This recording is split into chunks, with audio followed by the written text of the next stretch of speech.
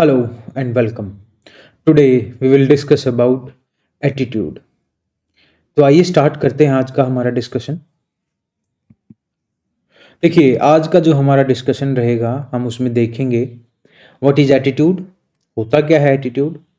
उसके बाद हम देखेंगे कंपोनेंट्स, भी एटीट्यूड्स के कंपोनेंट कौन से हैं, लाइक कॉग्निटिव, उसके बाद अफेक्टिव और बिहेवियरल।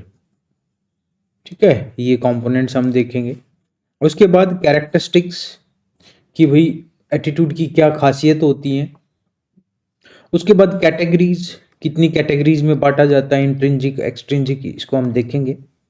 उसके बाद एटीट्यूड बनता कैसे है, attitude formation, this is very essential because attitude formation से हमें पता चलेगा कि एटीट्यूड कैसे बनता है। और जब हम ये पता लगवा पाएंगे कि एटीट्यूड बनता कैसे है तभी हम एटीट्यूड चेंज कर पाएंगे। एटीट्यूड चेंज करना बहुत ज़रूरी है बिकॉज सर्टेन सिनारियोज में हमारे कुछ स्टीरियोटाइप्स बन जाते हैं, कुछ गलत एटीट्यूड्स बन जाते हैं और उसको चेंज करना पड़ेगा। देखो एटीट्यूड की एक खास बात है, ये बड़ा टाइम लेता है चेंज होने में क्योंकि इसमें इमोशनल कंपोनेंट होता है, अफेक्टिव जो कंपोनेंट है उसकी वजह से। उसके बाद है फंक्शंस। फंक्शंस हम देखेंगे एटीट्यूड के क्या हैं। तो आइए स्टार्ट करते हैं। देखिए attitude is a psychological evaluation people make about like और dislike of objects, ideas, events और अदर पीपल। तो एक साइकोलॉजिकल प्रोसेस है ये। उसमें क्या करते हैं, लोगों की लाइकिंग और डिसलाइकिंग का पता चलता है कि वो किसी व्यक्ति वस्तु को कितना पसंद या नापसंद करते हैं। ठीक है, तो अगर लाइक और डिसलाइक की बात हो रही, या तो पसंद करेंगे या तो पॉजिटिव होगा, या नापसंद करेंगे या नेगेटिव होगा। So attitude can be either positive और नेगेटिव। ठीक है, तीसरी तो बात बनती ही नहीं है, न्यूट्रल कह सकते हो एक तीसरा, लेकिन हम इसको दो ही एंगल से देखते हैं, पॉजिटिव और negative. Attitudes are learned predispositions and can change with time and experience. तो भाई एटीट्यूड जो है दे आर लर्नड, मेजरली हम इन्वायरमेंट से, स्कूल से, फैमिली से, वहाँ से सीखते हैं और वो बदले जा सकते हैं। फॉर एग्जाम्पल आप किसी आदमी को बड़ा अच्छा समझते हो, आपका एटीट्यूड उस आदमी के लिए पॉजिटिव है, लेकिन एक दिन ऐसी कोई बात हुई तो आप उस आदमी को अभी पसंद नहीं करते, तो अब एटीट्यूड क्या हो गया, पॉजिटिव से नेगेटिव हो गया आपका। तो एटीट्यूड बदला जा सकता है। ये देखो भाई attitude, attitude is equal to belief plus emotion and with little salt of predisposition. Predisposition क्या होता है, प्रायर डिटरमाइंड व्यू और tendency in a specific way towards a person और थिंग, मतलब एक प्री डिटरमाइंड व्यू होता है। तो एटीट्यूड के मेजरली तीन कंपोनेंट हैं। Number one is belief, number two is emotion and number three is behaviour. वो बात अलग है, बिहेवियर पॉजिटिव भी हो सकता है, नेगेटिव भी हो सकता है, लेकिन है तो बिहेवियर ना। तो एटीट्यूड के तीन कंपोनेंट होंगे। तो आइए स्टार्ट करते हैं कंपोनेंट्स को डिटेल में discuss. Number one cognitive component, number two affective component, number three behavioural component. तो कॉग्निटिव कंपोनेंट में क्या होता है, जहां पे थॉट या थिंकिंग इन्वॉल्व है। ठीक है, अफेक्टिव में जहां पे इमोशंस इन्वॉल्व है, और बिहेवियरल कंपोनेंट में जहां पे आपका व्यवहार इन्वॉल्व है। देखते हैं इसको एक एग्जांपल के साथ। Smoking is injurious to health, it should be avoided. तो इसमें तीन कंपोनेंट्स कौन से हैं अलग अलग। Smoking is injurious to health, ये तो हो गया आपका कॉग्निटिव पार्ट। यहां पे आप सोच रहे हो कि स्मोकिंग करने से आपकी हेल्थ पे इंपैक्ट पड़ता है, तो ये विचार चल रहा है आपके दिमाग में, तो ये कौन सा कंपोनेंट है, कॉग्निटिव। उसके बाद है इट शुड बी अवॉइडेड, ये कौन सा कंपोनेंट है, बिहेवियरल। तो क्या करोगे आप स्मोकिंग के प्रति नेगेटिव एटीट्यूड रख के उसको अवॉइड करोगे। ठीक है, अब अफेक्टिव कहां गया, अफेक्टिव आया जब आपने सोचा कि smoking is injurious to health and it can impact your health, that is why fear came. और जब फियर आया तो फियर की वजह से आपने अवॉइड किया। तो फियर जो है यहां पे, that is affective component of behaviour, मतलब एक इमोशन है जो आपको रोक रही है। ठीक है, और एक ये ध्यान रखना, emotions are much deeper than thought. इसी वजह से एटीट्यूड चेंज करना डिफिकल्ट होता है, क्योंकि वहां पे इमोशंस इन्वॉल्व होते हैं। और इमोशंस को चेंज करना, क्योंकि इमोशंस इतनी वेग होती हैं, इतनी अनक्लियर होती हैं, आपको पता ही नहीं वो कहाँ से आ रही हैं। थॉट्स तो फिर भी आप पहचान सकते हो कि भी ये रीजन हो सकता है, इसकी वजह से मुझे ये विचार आ रहा है, लेकिन emotion very difficult to recognise. तो इस वजह से मतलब थोड़ा डिफिकल्ट हो जाता है कई बार एटीट्यूड को चेंज करना। आगे देखते हैं। तो इसने बताया है डिटेल में कंपोनेंट्स के बारे में। First one is cognitive component. When an opinion or judgement is formed about an object, person or place, for example snakes are poisonous. तो जब हम किसी व्यक्ति, वस्तु या स्थान के बारे में कोई जजमेंट या ओपिनियन बना लेते हैं, तो वो होगा कॉग्निटिव कंपोनेंट। तो हमने स्नेक्स के बारे में क्या ओपिनियन बना लिया कि वो जहरीले होते हैं। ठीक है, नेक्स्ट है affective component. It is the person's feeling और emotions about the attitude object. मतलब यहां पे एटीट्यूड ऑब्जेक्ट क्या है? स्नेक। ठीक, तो एटीट्यूड ऑब्जेक्ट के बारे में जो फीलिंग आएंगी, तो feeling associated with attitude object can be hate, anger, happiness. तो ये अलग अलग फीलिंग्स हो सकती हैं।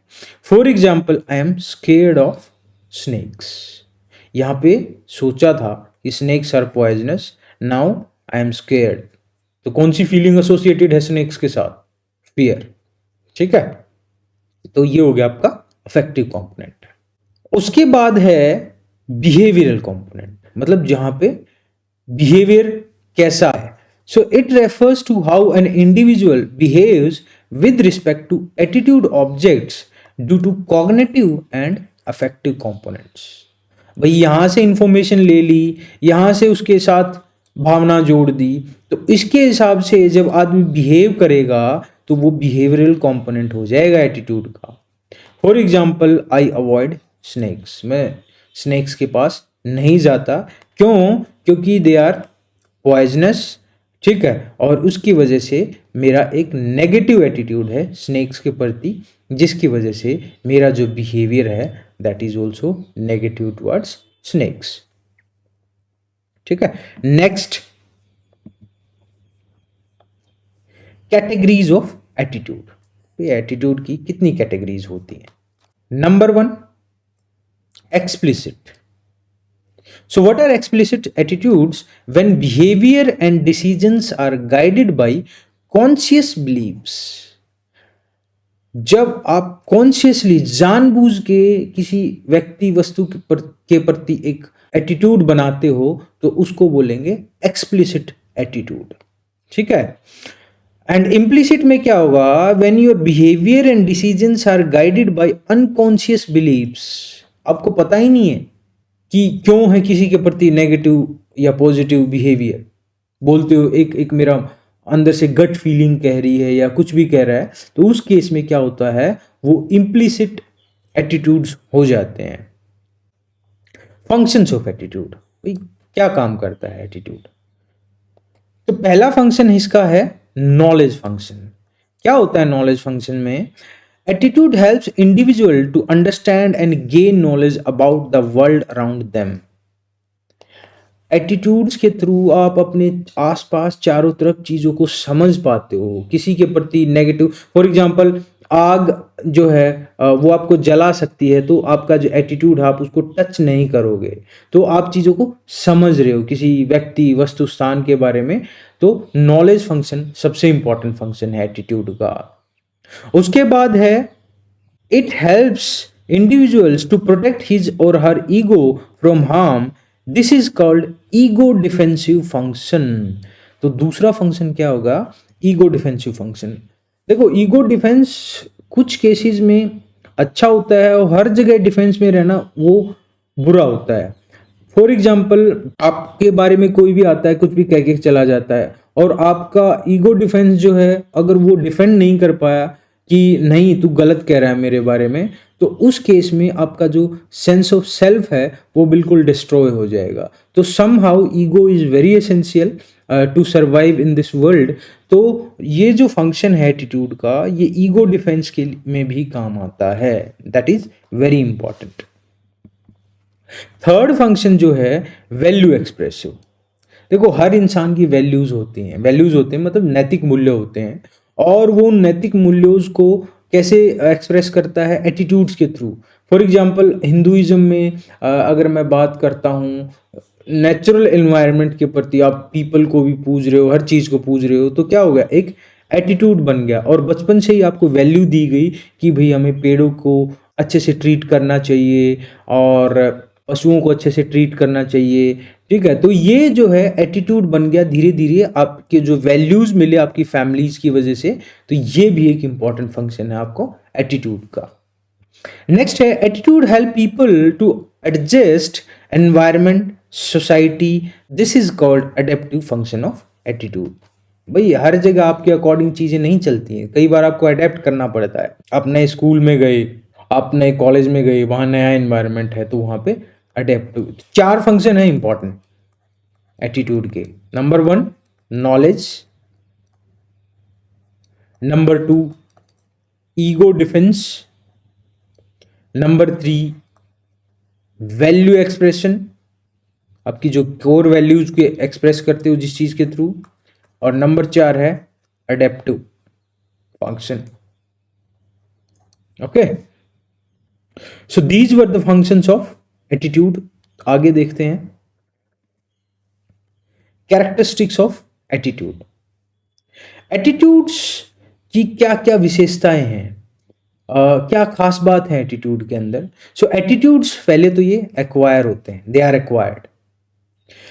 सेकंड है दे आर लॉन्ग लास्टिंग, इनको इजीली बदला नहीं जा सकता, और मैंने कारण बताया था क्यों, क्योंकि इमोशंस इन्वॉल्व हैं। Attitude is equal to belief plus emotion, और इमोशंस काफी ज्यादा डीप होते हैं सबकॉन्शियस और अनकॉन्शियस के अंदर, तो उनको बदलना काफी डिफिकल्ट होता है। तो attitude are long lasting and not subject to change easily. Next है attitudes have motivational and affectional properties. Affectional means emotional, ठीक है। जो आपके एटीट्यूड होते हैं वो मोटिवेशन होते हैं और इमोशनल होते हैं, जिसकी वजह से वो आपको कोई भी काम करने के लिए इंस्पायर करते हैं। तो ये भी एक खासियत है, क्योंकि अगर आप इंस्पायर्ड नहीं हो, मोटिवेटेड नहीं हो, तो काम ही नहीं कर पाओगे। अगली कैरेक्टरिस्टिक है individual as well as groups. तो जो एटीट्यूड है वो किसी एक इंडिविजुअल का भी हो सकता है और ग्रुप का भी हो सकता है। इंडिविजुअल का भाई आप किसी आदमी के प्रति, स्थान के प्रति कैसा एटीट्यूड रखते हो, और ग्रुप का how Indians think of Pakistanis, how Pakistanis think of Indians, how Hindus think of Muslims, how Muslims think of Hindus, ठीक है। तो ये क्या होगा, आपका ग्रुप एटीट्यूड होगा।